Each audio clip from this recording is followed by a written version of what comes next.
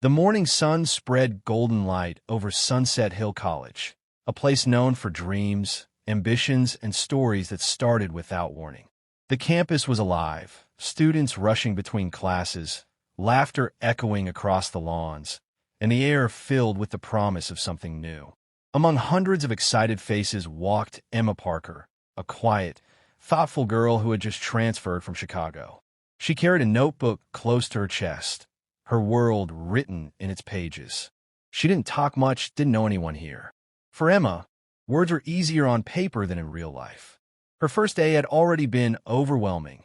New faces, crowded hallways, and teachers who spoke too fast.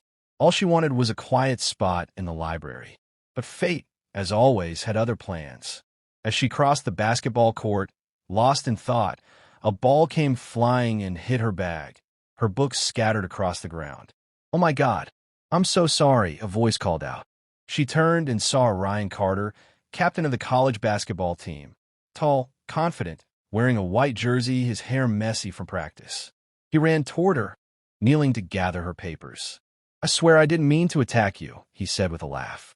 Emma, a little startled, managed a nervous smile. "Maybe I should have watched where I was walking." Ryan grinned. "Maybe I should learn to aim better." "Deal." That moment, small, random, and awkward, became the first line of their story.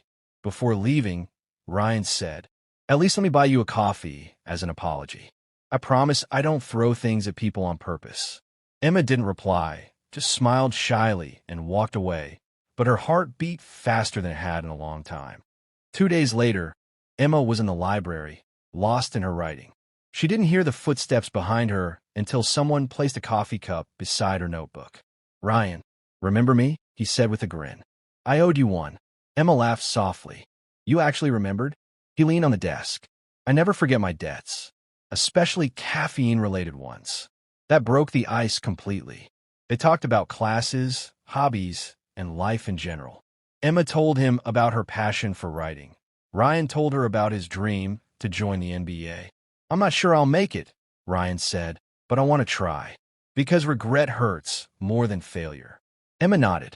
"That's exactly how I feel about writing." That afternoon stretched for hours. For the first time, she wasn't just the quiet new girl. She was someone being listened to. Days turned into weeks. Coffee breaks became daily rituals. Ryan started waiting for her outside class, and she started saving him a seat in the library. Everyone on campus noticed, the star athlete and the silent writer. But for them, it wasn't about labels. It was about peace. One evening, they sat under the old oak tree, watching the sunset. Ryan said softly, "You know, Emma, before you, I never liked silence. Now it's my favorite sound." Her heart fluttered. That night, she wrote in her journal, "I think I'm falling for him, but I don't know if he's ready to catch me." Months passed. Ryan's team got selected for the National College Tournament, the biggest opportunity of his career. Practices became longer, schedules tighter. At first, Emma was proud. She'd wait for him after classes, cheer for him during games, and send encouraging notes before every match. But slowly, things began to change. The late-night calls became shorter. The coffee breaks disappeared, and the good morning texts stopped coming. Emma tried to stay strong. She told herself he's just busy. He still cares. But love doesn't survive on excuses. It needs presence. One night, she went to surprise him after his game. The crowd was cheering, lights flashing, reporters surrounding him.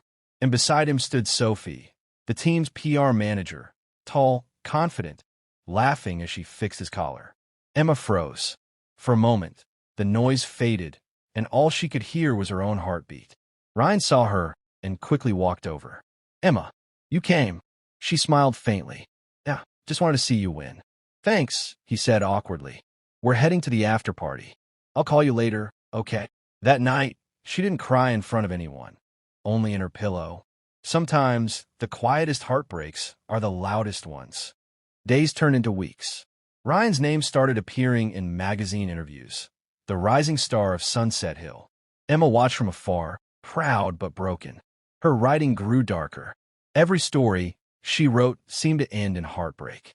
She avoided the court, avoided him, but she couldn't avoid the memories. Then, One evening, a knock came at her dorm door. It was Ryan, soaked in rain, holding flowers. "Emma," he said softly, "I messed up. I got caught up chasing my dream, and I forgot the one person who believed in me." Her eyes filled with tears. "Ryan, love isn't about showing up after the storm. It's about being there when it rains." He stepped closer. "Please, give me one more chance. I'll fix it. I promise." She wanted to say no, to walk away, but her heart refused. They stood there for a long time, silent, listening to the rain hit the windows. Sometimes, love doesn't need words, just presence. Months later, the college festival arrived. Emma's short story had been selected as the opening piece. Title: When Love Found Me. She stood on stage, her hands trembling, and began to read. Sometimes, love doesn't walk into your life with fireworks.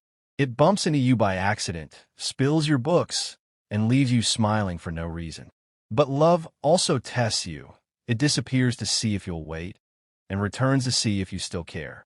As she looked up from her paper, she froze.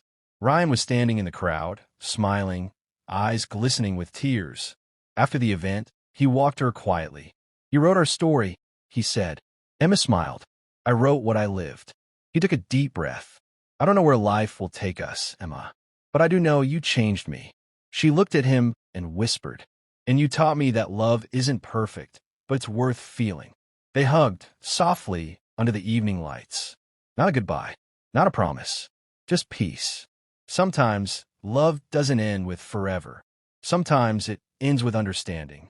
And that's beautiful too. Sparkling Heart, don't forget to like, comment, and subscribe for more heart-touching stories. Sparkling Heart.